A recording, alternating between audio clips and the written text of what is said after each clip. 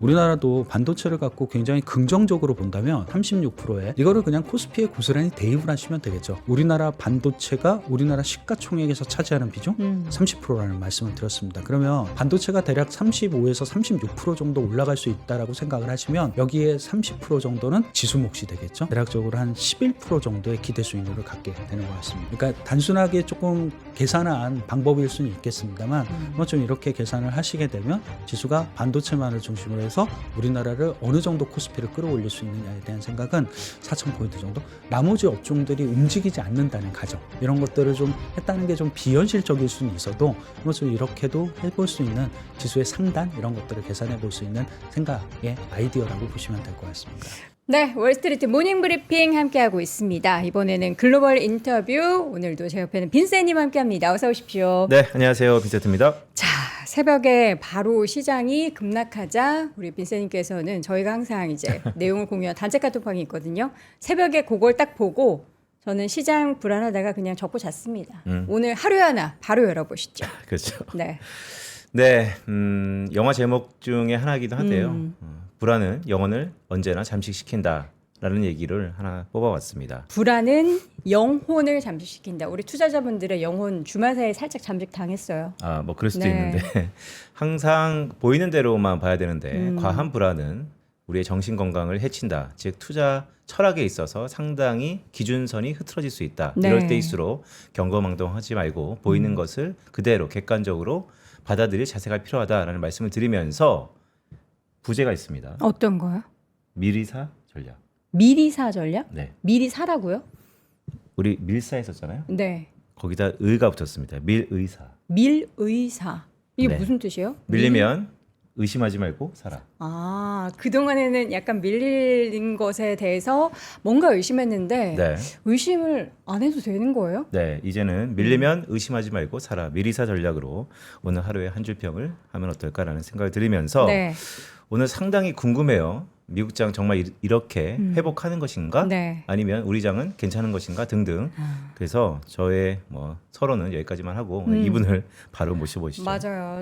이 월요일만 다들 기다리셨을 것 같아요. 그러니까 불안한 마음 반, 그리고 어젯밤에 트럼프 트윗 보면서 아, 요거 또 이번에도 그냥 이렇게 타코로 지나가는 건가? 이런 생각 반 하면서 여러 가지 복합적인 생각을 하실 텐데 이분께서 좀 명확하게 이건 이렇고 저건 저렇습니다를 좀 정해 주셨으면 좋겠습니다. 글로벌 인터뷰 하나증권 리서치센터 글로벌 투자 분석실 이재만 실장 함께합니다. 실장님 어서 오십시오. 네, 어서 오세요. 네. 안녕하세요.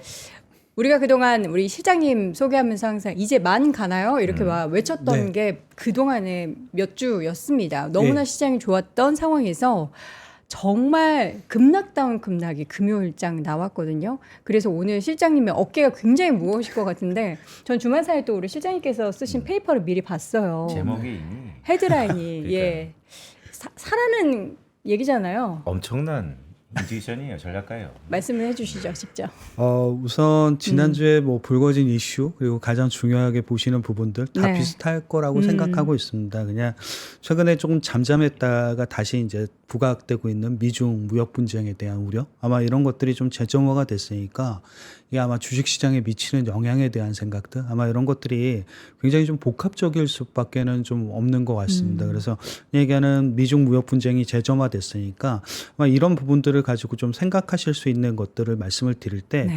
우선 전체적으로 좀 생각을 해보게 되면 미중 무역 분쟁이 지금 생긴 게 아니고 굉장히 간헐적으로 많이 생겼었고, 그리고 이번 연도 4월 달에 미국이 가장 전면전에 관세 전쟁을 한번 한 적이 있었습니다. 상호 관세를 전 세계적으로 부과를 했을 때 그 당시에 좀 얻었던 경험들, 이런 것들을 갖고 얘기하는 주식시장을 바라볼 수 있는 교훈들에 대해서 좀 말씀을 드리고, 그리고 어떻게 보면 그 과정에서도 특별하게 주도주가 변하지 않았다라는 생각들, 이런 것들이 지금에도 좀 영향을 미칠 것 같습니다. 그래서 현재 주도주는 미국이나 한국이나 모두 다 똑같죠. 테크니까.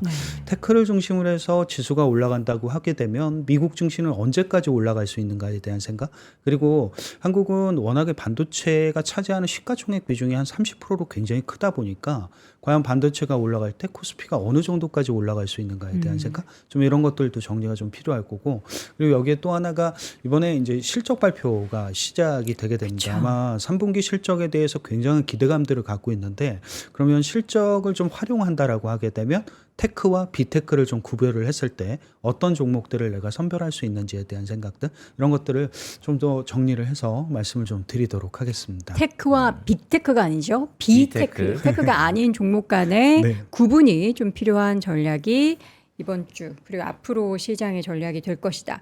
자, 하나씩 보도록 하죠. 미중 무역 분쟁, 사실 우리가 이렇게 격화될 때마다는 전쟁이라는 표현을 쓰곤 하는데, 히토리 얘기는 우리가 금요일장 오늘 장 네. 시작 전에 들었고 밤에 이제 미장에 엄청나게 반영이 됐는데, 이게 우리가 지금 뭐 똑같은 얘기가 다시 반복된다라고 생각을 해야 되는 건지, 아니면 이번에는 뭔가 좀 결이 달랐나요? 근데 이번에 얘기를 할 때 이게 미중 무역 전쟁이라고 표현하기는 좀 어렵다라고 네. 보여지게 됩니다. 전쟁이라는 의미는 전면전이라는 의미를 갖고 있는데 이번 같은 경우는 지난 4월하고는 좀 다르게 약간 중국만을 타겟으로 한 얘기하는 관세 발표 이런 것들이 있었으니까 조금 분쟁에 좀 가깝지 않을까라는 생각을, 먼저 단어에 대한 교정이 좀 필요할 거라는 생각을 하나 하고 있고요.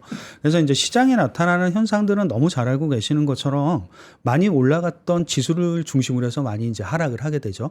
대표적으로 나스닥이라든가 이런 쪽들의 지수의 급락세 이런 것들이 눈에 띄었고, 특징적으로 좀 바라보실 수 있는 부분들은 최근에 그 여기 보이시는 왼쪽의 그래프가 그 미국의 빅스죠. 변동성을 나타내는, 이 변동성을 나타내는 데이터가 워낙에 낮은 수준까지 좀 떨어져 있어서 흔히 얘기하는 주식시장에서 약간 악재에 대한 감흥 이런 것들이 크지 않았었는데, 네. 이게 경험적 상단 정도가 한 20포인트 정도 되는데 지난주 주말에 이게 20포인트를 넘게 됩니다. 그러니까 네. 어떻게 보면 이제부터 약간 악재를 악재로 받아들이게 되면서 주가가 빠질 수 있다는 우려들, 이런 것들이 심리적으로 굉장히 크게 작용을 했고, 그래서 공포 탐욕 지수 이런 것들을 보게 되면 대체적으로 공포 쪽으로 이미 심리가 진입한 상황이기도 합니다.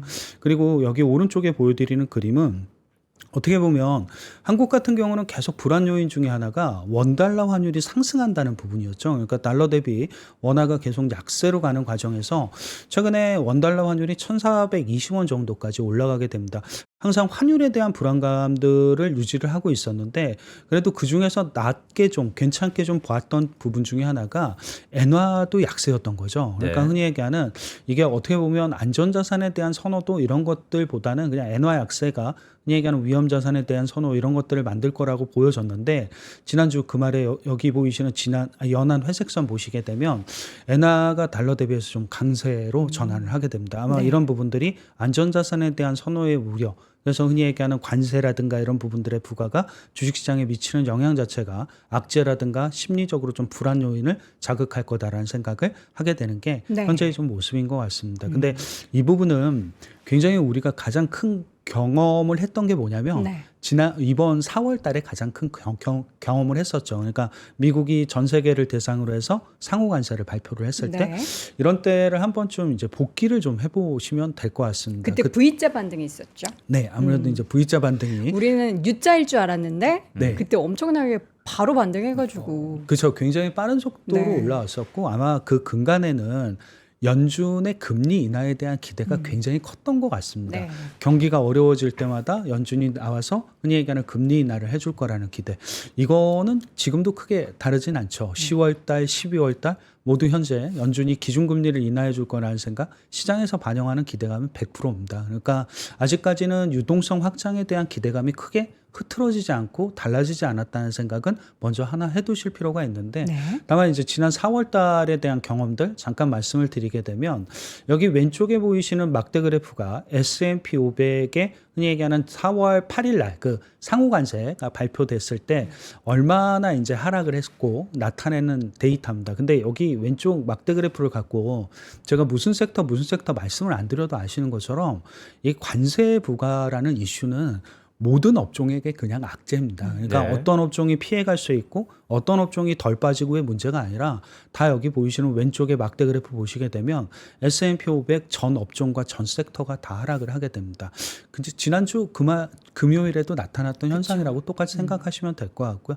오른쪽의 막대 그래프는 코스피입니다. 코스피는 이제 26개의 업종으로 쪼갤 수가 있으니까 여기 보이시는 그 상호관세 4월달에 상호관세가 부과됐을 때 26개 업종이 모두 다 하락을 하게 됩니다. 굉장히 큰 급락세를 보였었고 네. 어떤 업종도 피해가기 쉽지 않았다는 걸 잘 보여주게 되는 것 같습니다. 근데 문제는 아까 말씀 주셨던 것처럼 이제 V자 반등을 하게 되는데 그러면 저 많은 업종들이 저렇게 다 빠졌는데 누구를 중심으로 해서 올라왔을까를 좀 생각을 해보면 네. 지금에도 좀 시사점이 있을 것 같습니다.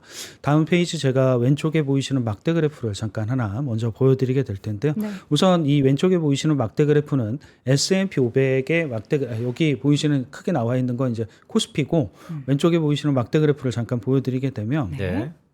우선 S&P 500 같은 경우는 지난 4월 달에 급락한 이후에 반전을 하게 될 때 보이시는 것처럼 대부분 다 이제 IT라고 불리우는 테크 쪽 그리고 산업재 이런 쪽들을 중심으로 해서 반전을 하기 시작을 하게 됩니다. 그리고 그때부터 테크와 산업재가 미국의 주도주가 됐었던 네. 특징을 갖고 있고 여기 오른쪽에 아까 보셨던 큰 막대 그래프는 뭐냐면 코스피죠.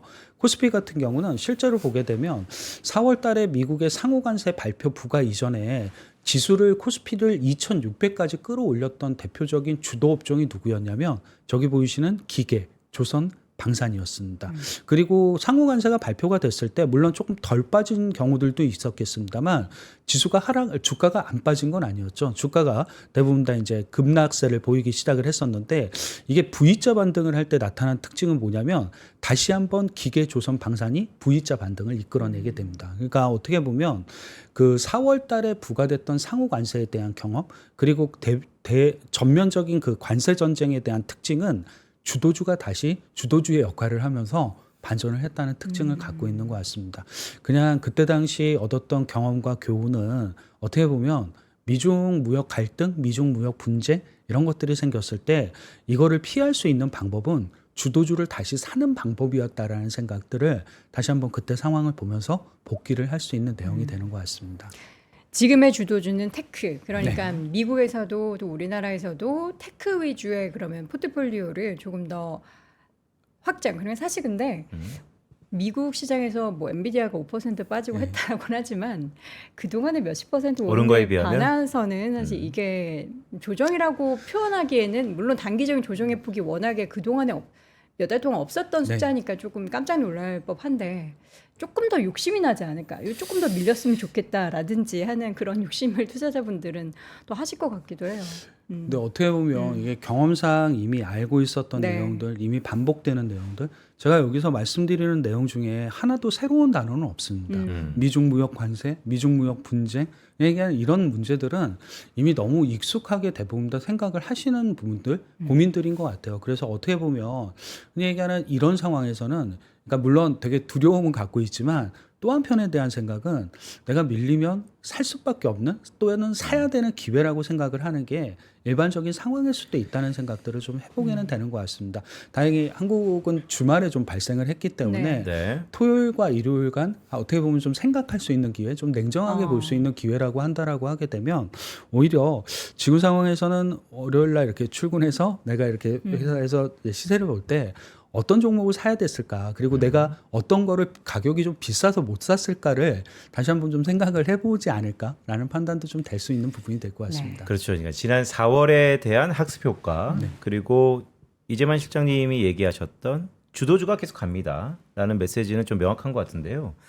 이런 고민이 잠깐 들었어요. 혹시 안 밀리면 어떡하죠? 그러니까 오늘 네. 그러니까 우리 코스피가 네.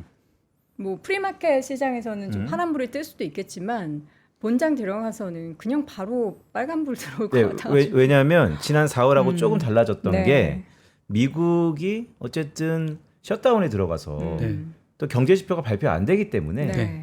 금리 인하에 대한 기대가 더 커졌고 주가가 오히려 미국이 조정을 살짝 받았기 때문에 오히려 금리 인하에 대한 기대가 더다시 증폭됐고 그렇다면 그것을 고스란히 받아보는 우리 장을 위시한 아시아 증시는 이런 것들을 다 그냥 썸해서 안 밀리고 아니면 오히려 빨간불로 시작하고 이러지도 않을까라는 기회를 생각이 안 좀 줄 드네요. 것 네, 같아요. 기회를 안 줄 수 있을 것 같다는 생각이 좀 들었어요. 혹시나 그런 생각을 좀 하기는 하게 됩니다. 워낙에 흔히 얘기하는 약간 경험적인 사례들이 너무 많았었기 때문에 네. 지수 자체가 크게 밀리지 않을 수도 있고 그리고 지금의 주도주를 모르는 것도 아니고 내가 사고 싶은 것도 대부분 다 IT 안에 있는 주도주들이 될 텐데 라는 생각을 저도 조금 하게는 되는데 네. 그래도 어쨌거나 악재는 조금 악재를 소화할 수 있는 시간이 좀 필요할 거라는 생각은 갖고 있습니다. 그게 짧게 진행이 된다 하더라도 그 악재에 대한 소화 시간들 아마 이런 것들이 조금 살 수 있는 기회라는 생각을 어느 정도 해보실 수 있고 그게 아마 월요일 날 아침에 시작됐을 때 나타날 수 있는 현상이라는 생각도 갖고는 있습니다. 그러니까 네. 빨간불로 시작이 될지 파란불로 시작이 될지 아직 우리가 장을 열어보지 못했기 때문에 모르지만 어쨌든 조금이라도 지난 금요일보다는 낮은 가격대가 형성이 된다면 그것은 우리에게 조금이라도 싼 가격에 살 수 있는 기회다. 네. 근데 테크 얘기를 계속했잖아요. 네. 근데 이제 뭐 미국 테크주도 그렇고 국내 반도체 기업들도 그렇고 주가가 꽤 많이 올라와 있는 상황인데 과연 이들 업종이 계속 주도주 역할을 할 것인가에 대해서도 우리가 좀 점검을 해볼 필요가 있을 것 같은데. 그렇죠. 항상 너무 많이 올랐다는 게 네. 부담일 수밖에 없는 것 같습니다. 주도주의 최대의 고민은 주가가 너무 비싸다는 거죠. 그렇죠. 그래서 우선 제가 보여드릴 수 있는 그림은 여기 이제 오른쪽에 제가 그림을 하나 선 차트로 보여드리게 될 텐데요. 디램 가격입니다. 그냥 좀 단순하게 생각하시면 될 것 같아요. 왜 우리나라 반도체가 좋았고 왜 우리나라 반도체에 대한 실적 추정치가 높아지고 있고 이런 것들에 대한 생각은 결과적으로 여기 보이시는 것처럼 전 세계 디램 가격들의 상승 아마 이런 부분들이 근간이 된다라고 보면 될 것 같습니다. 특징적으로 좀 생각해 보면 9월하고 10월 달 외국인이 우리나라에서 반도체를 샀다는 건 누구나 다 알고 있는 사실입니다. 근데 그 반도체를 살 때 삼성전자를 훨씬 더 외국인은 선호를 하게 됩니다. 아마 이런 것들은 전통적인 약간 이런 디램 가격들 이런 것들의 상승이 그 근간이 되지 않았나라는 생각을 갖고 있습니다. 대신 이제 조금 과거 이제 시계열까지 좀 놓고 보게 되면 좀 고민스럽게 아까 말씀하셨던 부분들을 반영할 수가 있겠죠. 즉 네. 뭐냐면 흔히 지금의 IT가 얼마나 주가가 많이 올랐는가를 미국 증시에서 좀 바라보게 됩니다. 여기 보이시는 그래프의 연한 회색 선을 잠깐 보시게 되면 S&P 500 안에서 IT 즉 테크 섹터가 차지하고 있는 시가총액 비중입니다. 잠깐 우리가 2000년 초를 항상 많이 생각하죠. IT 버블의 정점이었던 시기. 그때 시가총액 비중의 고점이 얼마였냐면 여기 보이시는 것처럼 34.8%였습니다. 제가 소수점 단위까지 말씀드린 이유는 이번 10월 달에 IT가 올라올 때 34.9%를 터치를 넘었네요. 하게 됩니다. 예, 넘게 됩니다. 그러니까 어떻게 보면 아까 말씀하셨던 그 주가 상승에 대한 부담이 굉장히 크게 느껴질 수밖에 없다는 건 사실일 것 같습니다. 부정하기도 어려울 것 같고. 근데 항상 그 버블이라 함의 의미는 이익 비중도 같이 보셔야 되는 거죠. 시가총액 비중과 이익 비중. 근데 여기 IT 버블 당시 2000년 초 IT 버블 당시에 S&P 500 안에서 테크 섹터가 차지하고 있는 이익 비중은 17.5%였습니다. 자, 지금은 얼마냐면 여기 보이시는 것처럼 26.6% 정도 됩니다. 그러니까 이익 비중도 사상 최고치, 이익 비중은 IT 버블 당시보다 대략적으로 한 9%포인트에서 10%포인트 정도가 더 높은 거죠. 어떻게 보면 주가가 많이 올랐고 부담스러운 건 사실일 수는 있어도 이익 비중이 굉장히 크게 높은 수준까지 올라와서 사상 최고치를 경신하고 있다는 거를 조금 생각을 해보면 꼭 여기가 버블의 뭐 정점이다 뭐 이런 물론 버블이 일정 정도 진행이 된 상황은 맞기는 합니다만 네. 그래도 여기가 버블의 정점이다라는 표현까지는 좀 어려울 수도 있다라는 생각을 먼저 이 큰 그래프를 보면서 하나 해보실 수 있는 내용이 될 것 같습니다. 그러니까 이 말은 말씀 주셨던 이런 거죠. 그러니까 사실 가격만 놓고 보면 S&P 500이 신고가를 경신하고 있으니까 네. 이전보다 비중도 그렇고 가격도 그렇고 다 사상 최고치로 높아졌는데 실제 주가라는 것은 기업이 얼마나 돈을 벌고 있는지 또 앞으로 얼마나 벌 수 있는지를 감안해 봤을 때는 아직은 괜찮다. 네. 그런 의미로 받아들이시면 될 것 같습니다. 그러니까 되게 단순한 거죠. 주도주를 만드는 건 결과적으로 주도주가 벌어들이는 돈 그리고 벌어들일 수 있는 향후의 이익이 어느 정도냐라는 걸 보는 것도 되게 중요한데 아직 IT, 테크 이런 쪽들은 여전히 이익 증가에 대한 기대가 굉장히 높은 건 사실인 것 같습니다. 그리고 그거를 지금까지 잘 보여줬던 것도 흔히 얘기하는 주가 상승에 아주 철저한 기반이 됐다라고 보시면 될 것 같아요. 앞으로 미국의 IT 또는 테크가 돈을 더 벌겠냐에 대한 생각들 그런 것들은 이제 추정치라든가 이런 것들을 좀 적용을 해서 말씀을 드린다라고 하게 되면 우선 최근에 뭐 미국에서 흔히 얘기하는 투자를 이끄는 쪽들이 굉장히 국한돼 있죠. 대부분 다 반도체, 소프트웨어 이런 쪽들, 대부분 다 AI 산업이라고 불리울 수 있는 영역들이 대부분 다 미국의 투자를 주도하게 됩니다. 근데 흔히 얘기하는 예전 같은 경우는 투자가 너무 많이 늘어나면 과잉 투자고 공급 과잉이 생기고 그래서 가격이 꺾여서 주가가 안 될 거라는 생각을 일반적으로 하게 되는데 요즘에 그 AI는 워낙에 무궁무진하다 보니까 네. 산업의 확산 속도 그리고 빠르게 그 넓혀가는 그 흔히 얘기하는 산업들의 영역이 많다 보니까 여기 그림 잠깐 제가 보여드리는 왼쪽에 그림을 보시게 되면 우선 IT 같은 경우는 테크 같은 경우는 투자가 늘면 늘수록 다음 연도에 그 흔히 얘기하는 매출이 증가할 거라는 기대가 굉장히 높기도 합니다. 그리고 여기에 또 하나가 여기 오른쪽의 그림이 흔히 얘기하는 수익성을 나타내는 영업이익률에 대한 그림인데 여기 보시면 테크하고 S&P 500은 2008년도 같은 경우는 영업이익률이 15%로 거의 똑같았습니다. 그러니까 네. 똑같은 지점에서 출발을 하게 되는데 S&P 500의 영업이익률이 낮지는 않습니다. 15%에서 출발한 영업이익률은 현재 대략적으로 한 18% 정도, 수익성이 한 18% 정도 있는 거죠. 근데 테크는 수익성이 거의 2배 가까이 증가를 하게 됩니다. 그러네요. 15%였던 영업이익률은 현재 30% 정도를 예상을 하고 있는 거죠. 항상 주도주를 보시고 주도주를 판단하실 때 가장 중요한 부분은 수익성입니다. 왜냐하면 공급 과잉이라든가 가격 지표가 떨어지게 되면 이게 출혈 경쟁으로 인해서 수익성이 나빠져야 되는데 아직까지 IT, 테크는 그런 모습이 없다는 특징도 갖고는 있는 거죠. 어떻게 보면 흔히 얘기하는 테크가 주가가 올라갔고 사람들의 심리적인 영향이고 그냥 AI의 성장에 대한 기대감으로 생각하지만 테크는 굉장히 철저하게 펀더멘탈 기반으로 해서 주가가 올라왔다는 걸 잘 보여드릴 수 있는 내용도 될 것 같습니다. 여기에 제가 기업들을 잠깐 살펴서 말씀을 드리게 되면 네. 여기 보이시는 테이블에 보이시는 기업들입니다. 그러니까 이 기업들은 연초 이후에 주가 수익률이 좋았던 IT 기업과 주가 수익률이 상대적으로 부진했던 IT 기업입니다. 근데 주가 수익률이 좋고 나쁨은 기준은 엔비디아죠. 엔비디아가 YTD로 36% 올랐으니까 네. 그보다 많이 오른 쪽들이 주가가 좋았던 IT 기업들 그리고 그보다 좀 부진했던 쪽이 주가가 상대적으로 좀 여리에 있었던 미국의 IT 기업들입니다. 네. 그냥 이렇게 숫자를 갖고 제가 말씀을 드리면 이게 주가 수익률 상위 IT 기업들은 모두 다 똑같습니다. 매출 증가율이 올해보다 그러니까 절대적으로 높을 거라는 생각, 이익 증가율, 캐펙스 증가율, 여기 캐펙스가 투자 증가율이 되겠죠. 영업이익률 이런 것들이 상대적으로 주가 수익률이 낮은 쪽들보다 모두 다 상위권 위쪽에 있다는 특징들을 갖고 있습니다. 특히 영업이익률 같은 경우에 차이가 굉장히 크다는 특징들 아마 이런 것들도 얘기하는 IT 또는 테크가 철저하게 펀더멘탈 기반으로 해서 주가가 올라가고 상승했다는 걸 잘 반증해 줄 수 있는 내용들이 될 거라는 생각들도 해보실 수 있는 포인트는 될 것 같습니다. 아마 이런 것들을 갖고 좀 생각을 해본다라고 하게 되면 네. 그럼 과연 미국의 IT는 언제까지 올라갈 수 있는가에 대한 그러니까요. 생각 이게 가장 좀 중요하게 볼 수밖에 없는 것 같습니다. 우리는 그러니까 주식이 선행적으로 좀 주가가 반영이 되잖아요. 지금 보고 있는 데이터도 물론 이제 2026년에 대한 실적 전망치를 보고 있기는 한데 이게 얼마나 반영이 된 건지 항상 궁금하고 그래서 언제까지 테크 기업이 주도주의 역할을 할 수 있는지 그거는 우리가 미래를 가보지 않는 이상 이 숫자를 그냥 믿는 방법밖에 없는데. 그렇죠. 이게 숫자를 믿는다의 의미는 이게 아마 이제 흔히 얘기하는 실적 발표 시즌이 되고 네. 그 실적을 얼마나 맞춰주는가에 대한 여부 이런 것들도 단기적으로는 굉장히 중요할 수 있는 이슈가 될 것 같습니다. 근데 그냥 가끔 저 이익 증가율과 네. 영업이익률 이런 것들을 갖고 저도 전망치를 활용을 하긴 하지만 네.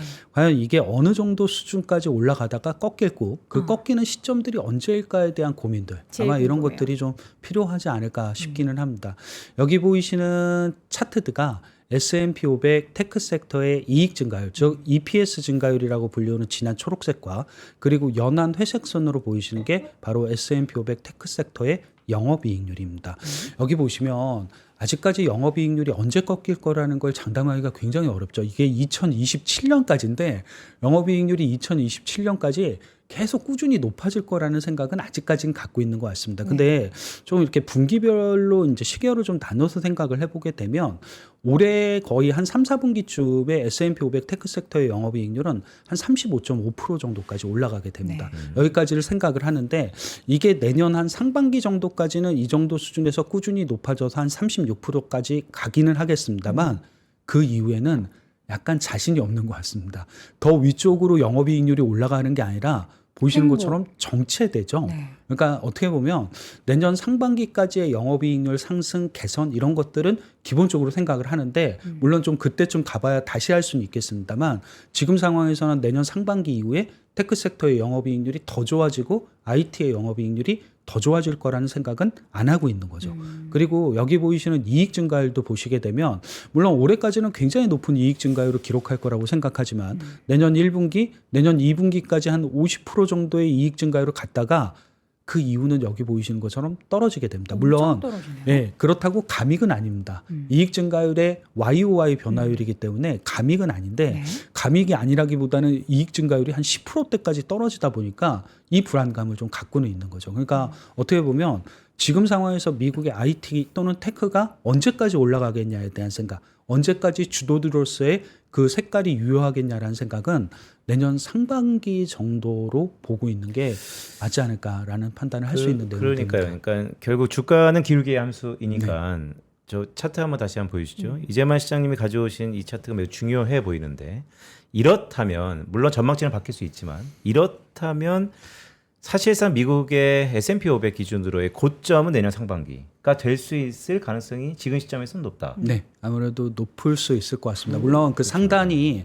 어느 정도까지 위쪽으로 올라갈 수 있느냐의 여부는 IT의 이익 증가율이 어느 정도까지 갈 수 있느냐 정말로 라는 생각도 해볼 수 있는 내용이 되겠습니다만 시기상으로 보게 되면 한 내년 상반기 정도까지는 지금의 IT가 끌고 가는 시장 자체가 유효할 거다. 그러나 그 이후에는 조금은 더 다른 지표들에 대한 포함들 이런 것들을 갖고 조심성 있게 봐야 된다는 생각도 해보실 수 있는 내용이 좀 되지 않을까라고 보고는 있습니다. 그런데요, 미국의 AI 테크의 IT 기업들이 설비 투자를 뭐 2027년, 8년 이번 트럼프 임기 말까지 다 밀어넣으면서 계속 하잖아요. 네. 그런데 왜 EPS 증가율의 전망치는 내년 상반기부터 꺾이는 것이죠? 이게 아마 기저 효과라는 부분들이 거의 다 소멸이 되는 과정들인 것 같습니다. 물론 저 이익 증가율 10%라는 게 절대 낮은 숫자가 아닙니다. 굉장히 다른 업종들, 다른 섹터들 대비해서는 높습니다. 그러나 아시겠지만 그만큼 흔히 얘기하는 테크와 IT가 올라갔던 시간도 있고 올라갔던 주가의 상승 폭이 있기 때문에 이익 증가율 자체가 떨어진다는 것 자체만으로도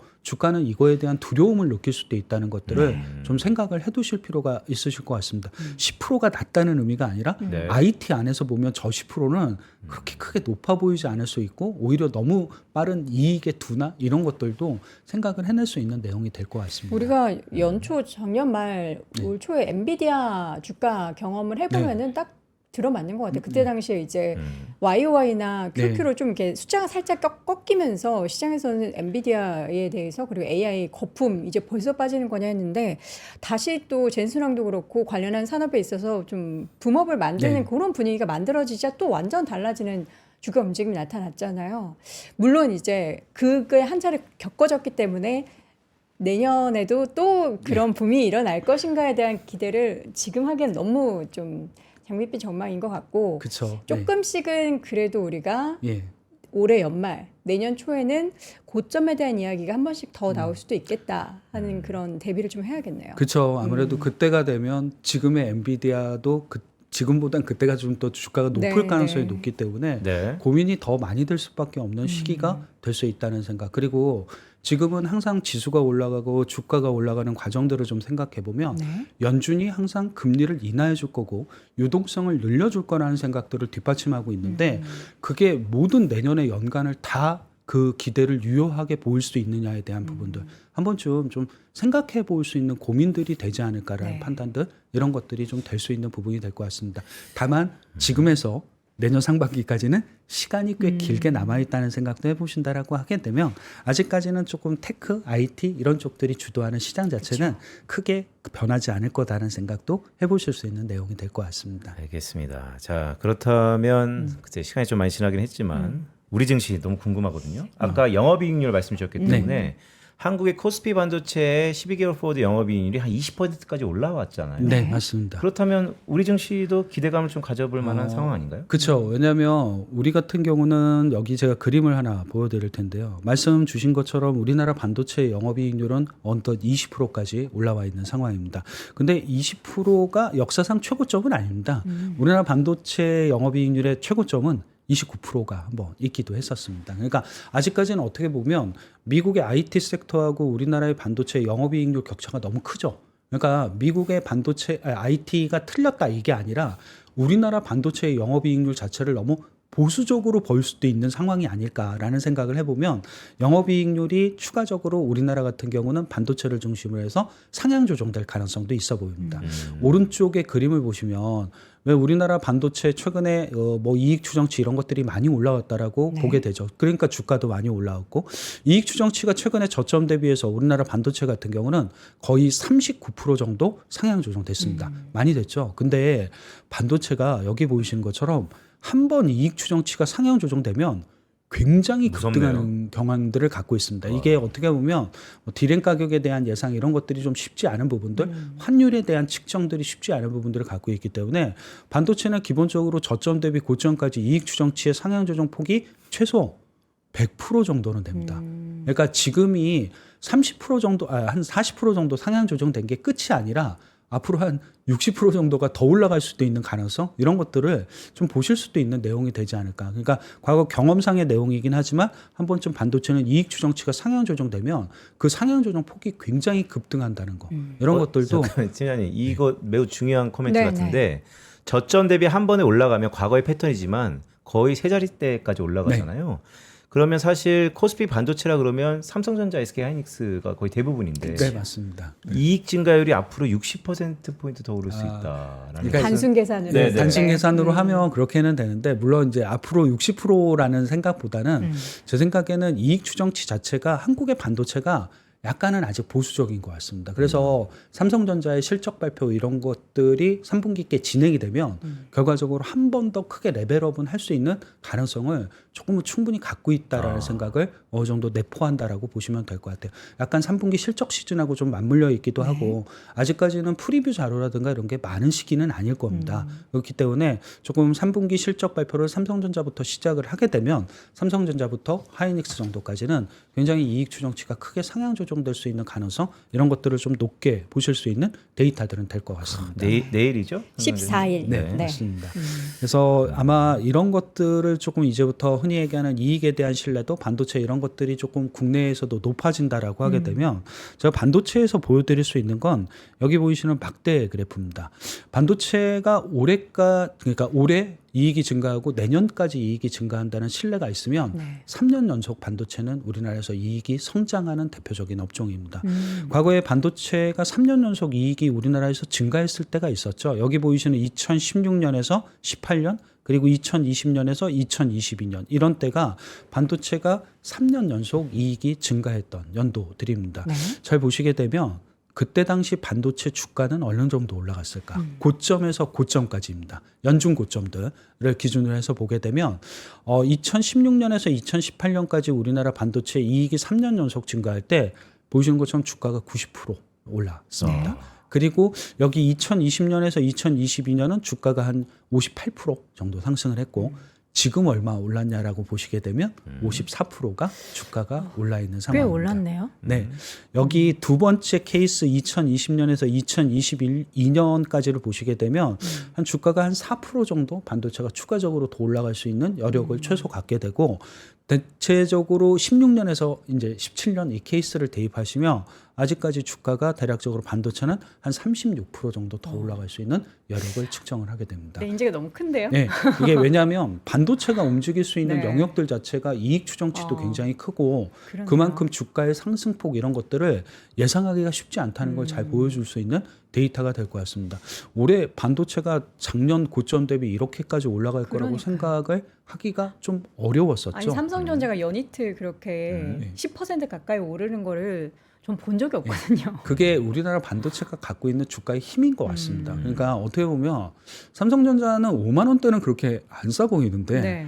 9만 원이 되면 그렇게 사람들이 열광을 하는 이유가 뭘까냐라는 부분은 이게 주가가 한번 탄력을 받고 올라가기 시작을 하게 되면 이게 반도체도 굉장한 시클리컬 업종 중에 하나이기 때문에 주가의 상승률, 이익의 증가폭 이런 것들이 예상치를 굉장히 크게 상회하는 경우들이 많았다는 특징들을 보여줬던 과거의 내용들이기는 한 것 같습니다. 물론 우리나라도 반도체를 갖고 굉장히 긍정적으로 본다면 아까 보셨던 것처럼 한 36%의 얘기하는 추가적인 상승 여력 이런 것들이 있다라고 말씀을 드렸으면 이거를 그냥 코스피에 고스란히 대입을 하시면 되겠죠. 그러면 그러니까요. 코스피가 어느 정도 올라갈 수 있는지가 계산이 가능해지게 될 것 같습니다. 아까 제가 처음에 모두의 말씀을 드릴 때 우리나라 반도체가 우리나라 시가총액에서 차지하는 비중 30%라는 말씀을 드렸습니다. 그러면 반도체가 대략 35에서 36% 정도 올라갈 수 있다라고 생각을 하시면 여기에 30% 정도는 지수 몫이 되겠죠. 그러면 지수가 대략적으로 한 11% 정도의 기대 수익률을 갖게 되는 것 같습니다. 지금 상황에 11% 정도의 수익률을 대입하시면 지수는 4,000포인트 정도가 되게 사자가 드디어. 예. 그러니까 단순하게 조금 계산한 방법일 수는 있겠습니다만 좀 이렇게 계산을 하시게 되면 지수가 반도체만을 중심으로 해서 우리나라를 어느 정도 코스피를 끌어올릴 수 있느냐에 대한 생각은 4,000포인트 정도. 나머지 업종들이 움직이지 않는다는 가정 이런 것들을 좀 했다는 게 좀 비현실적일 수는 있어도 좀 이렇게도 해볼 수 있는 지수의 상단 이런 것들을 계산해 볼 수 있는 생각의 아이디어라고 보시면 될 것 같습니다. 근데 이게 수급적으로 지금 환율이 이렇게 높은 상황에서 외국인의 추가 매수가 과연 가능할지를 또 걱정하는 시각도 있는데. 그렇죠. 네, 당연히 그럴 수밖에 없는 것 같습니다. 그리고 지금의 외국인의 수급은 반도체로만 또 쏠려 있다는 좀 고민들. 근데 한 번쯤은 이렇게 좀 다른 쪽으로 생각을 하실 때 예를 들어 우리나라가 지금보다 지수가 고점을 한번 경신했을 때가 2021년 한 3,300포인트 정도였었죠. 그때 우리나라 원달러 환율이 한 1,100원 정도 수준이었습니다. 그러면 원달러 환율 대비 지수가 코스피, 그러니까 이거 어떻게 보면 간단하게 볼 수 있는 달러 환산의 코스피, 그러면 그때가 3배였던 거죠. 원달러 환율 대비 코스피 수준. 지금은 원달러 환율 대비 코스피 수준이 2.5배 정도 됩니다. 1,420원에 3,500포인트, 3,600포인트를 하셔야 되니까. 그러면 한 2.5배 정도밖에 안 되거든요. 그러니까 어떻게 보면 외국인이 보는 코스피는 아직 이전 고점이 아닌 거죠. 그렇게도 생각해 보실 수 있다는 특징들을 좀 한편으로는 좀 살펴보신다라고 하게 되면 환율 때문에 아직 외국인이 보는 코스피는 고점이 아닐 수 있다라는 생각도 해보실 수 있는 내용들. 그러니까 저도 데이터를 많이 보면서 뭐 환율 되게 중요하죠. 그런데 주식 투자에서 환율은 글쎄 기업의 어닝보다 더 중요할까? 라고 생각하면 또 그렇지는 않거든요. 그냥 기업의 실적들 이런 것들이 가장 중요한 시기가 또 되는 것 같습니다. 공교롭게 또 실적 발표 시즌으로 진입을 하기 때문에 아마 흔히 얘기하는 환율에 대한, 물론 환율이 막 1,500원 간다고 해서 지수가 더 올라간다 이런 의미는 절대 아닐 수는 있어도 지금은 약간 환율에 대한 영향력보다는 실적에 대한 영향력 이런 것들이 더 강하다라고 보실 수 있는 시기가 지금일 수도 있다는 생각 해보실 필요는 있는 것 같습니다. 자, 저희가 마지막으로는 이제 수익성 개선이라는 키워드를 놓고 봤을 때 미국 시장에서의 테크 기업과 국내 시장에서의 반도체 관련한 기업들에 대해서 한번 좀 쭉 정리를 해볼까요? 우선 되게 간단하게 제가 테이블을 좀 보여드리면서 기업들을 말씀을 드린다라고 하게 되면 우선 여기 보이시는 첫 번째 테이블은 미국 기업들의 테이블입니다. 아까 보셨던 중요하게 생각했던 변수들 이제 잠깐 제가 말씀을 드리면 기업이 어닝 서프라이즈를 내느냐 쇼크를 내느냐는 굉장히 중요한 문제이긴 맞습니다. 근데 중요한 건 어닝 서프라이즈를 내건 쇼크를 내건 장기 이익 전망치가 떨어지는 기업들은 주가가 다 좋지 않습니다. 기본적으로. 그러니까 어떻게 보면 장기 이익 전망치가 굉장히 중요한 거죠. 그래서 우리가 가끔 주식시장을 보고 기업들의 이익을 보실 때 12개월 예상 뭐 EPS, 12개월 예상 순이익을 보는 이유가 실적 발표 이후에 장기 실적에 대한 트렌드는 어떻게 움직이느냐를 보는 게 가장 중요한 것 같습니다. 그래서 물론 아직 실적 발표를 하지 않았기 때문에 제가 갖고 온 데이터는 9월 달하고 최근 10월 달에 여기 보이시는 것처럼 미국 기업들의 12개월 예상 EPS는 어느 정도 이제 최근에 변하고 있느냐. 물론 이게 당연히 위쪽으로 상승하고 증가하는 업종이 당연히 이익 모멘텀이 좋은 업종, 종목으로 보시면 될 것 같고 대신 이제 수익성이라는 부분을 항상 생각을 하셔야 되니까 지난 분기 실적 발표 때보다 이번 분기 실적 발표의 영업이익률 전망치가 더 높은 기업들 그리고 내년까지도 영업이익률이 상승할 수 있는 기업들 이런 쪽들은 여전히 아직까지는 주도권을 쥐고 있고 주도주의 역할을 할 거다라는 생각을 갖고 있습니다. 여기 보이시는 기업들은 주가가 올해 다 오른 기업들입니다. 네. 기본적으로 안 오른 기업들은 아니었고요. 그래서 약간 IT 기업들 안에서 주도주를 꼽자라고 하게 되면 여전히 엔비디아, 브로드컴, 오라클, 팔란티어, AMD, 암페놀 이런 기업들이 여기에 선정이 되게 됩니다.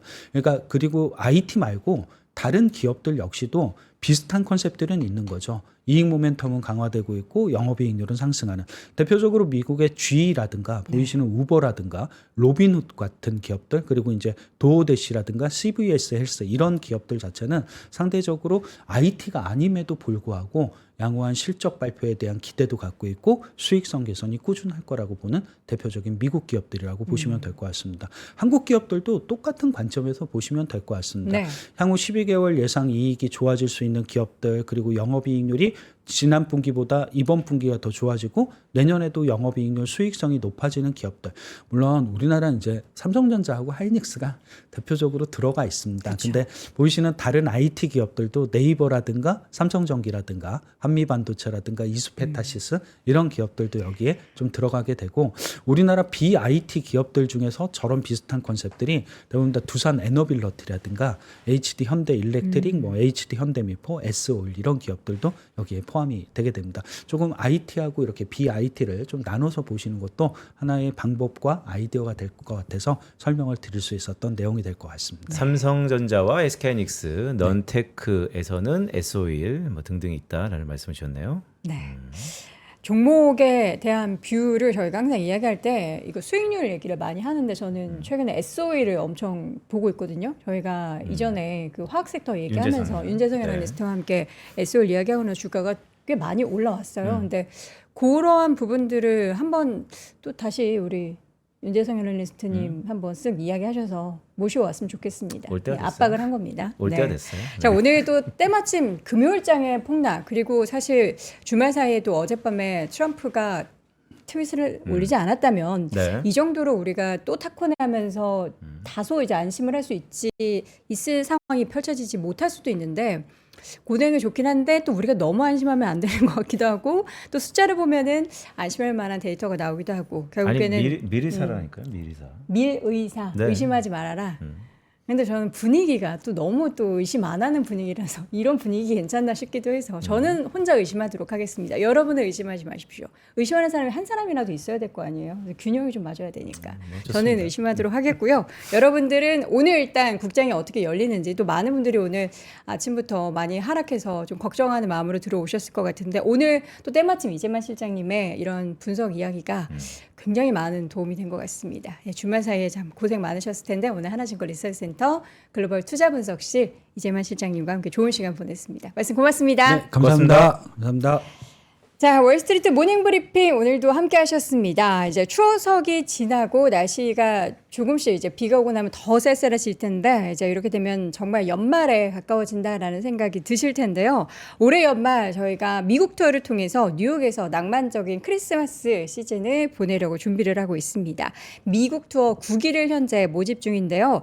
이번 투어는 단순한 여행이 아니고요. 보시는 것처럼 파이낸스 앤 컬리지 투어 요거 이제 여름에 엄청나게 인기를 끌었던 그런 여행 프로그램이었습니다. 월가 전문가들이 들려주는 미국 주식과 암호화폐 전망을 현재에서 직접 들으실 수 있고요. 또 AI 산업에 현재 몸담고 있는 현직자와 함께 직접 이야기를 나눌 수 있는 시간, 그리고 하버드, MIT 교수진의 특별한 세미나도 준비되어 있기 때문에 뉴욕 증권거래소 방문부터 시작해서 크리스마스 시즌에 뉴욕을 또 마음껏 즐길 수 있는 시간, 미국 투어 9기, 자세한 내용과 신청은 영상 하단 링크 통해서 확인해 보시기 바랍니다. 저희는 내일 오전 6시에 어김없이 돌아오겠습니다. 여러분 오늘도 고맙습니다. 고맙습니다.